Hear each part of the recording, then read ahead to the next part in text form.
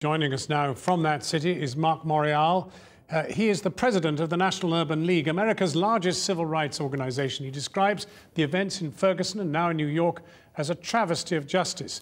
And we mentioned also what happened in Cleveland, Ohio as well. Good evening, Marc Morial. I wanted to ask you, do you believe, Great as to be we with you. speak, Thank you. nationwide across America, is it possible for the African-American community to have justice? Or are these simply pockets of misjustice that we've mentioned? No, I think there's something systematic here. And what is systematic is how the criminal justice system operates when a police officer or a law officer is charged with or may have offended the civil rights of a person, particularly a person of color. In these instances, we don't have beatings, we have killings. We have in Ferguson a young man, 18 years old, killed. In New York City, Eric Garner, and you saw the tape and you played the tape and everyone can see the tape.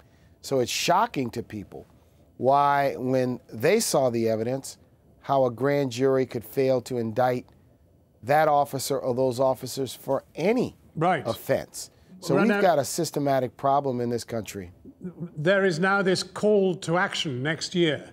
How's that going to make a difference? And why doesn't the fact that you have a black president and a black attorney general, why has that not made a difference? Well, we have a black president, not a black king, not a black emperor. We have a constitutional democracy here in the United States.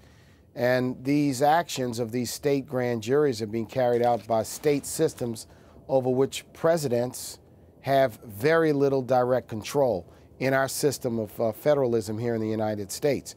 But the president, President Obama, has put the full weight of his office behind the actions of Attorney General Holder, who is now, in the case of Ferguson, conducting an independent federal investigation.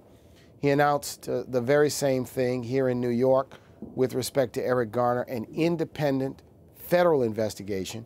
And he was in Cleveland, Ohio today, where a 12-year-old boy lost his life at the hands of a police officer, announcing a series of actions in Cleveland.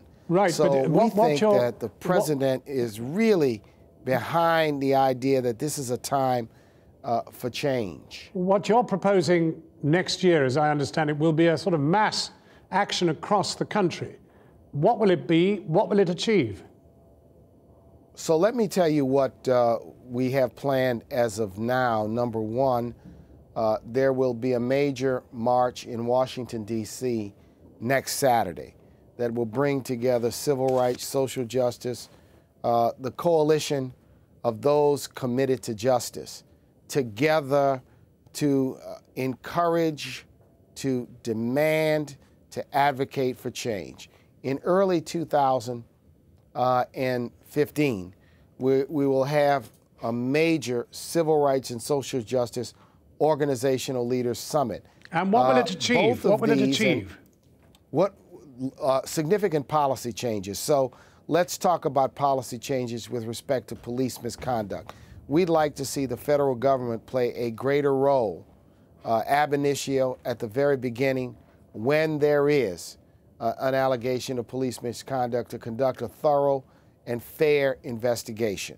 We think that in our system, that type of investigation should happen first, instead of the state system, if you will, conducting its investigation first. Marc Morial, Marc Morial, I'm sorry to cut you off in midstream, but we will definitely cover these events and perhaps return to you at another time. Thank you very much indeed for talking with us tonight. I appreciate being with you. Thank you so much.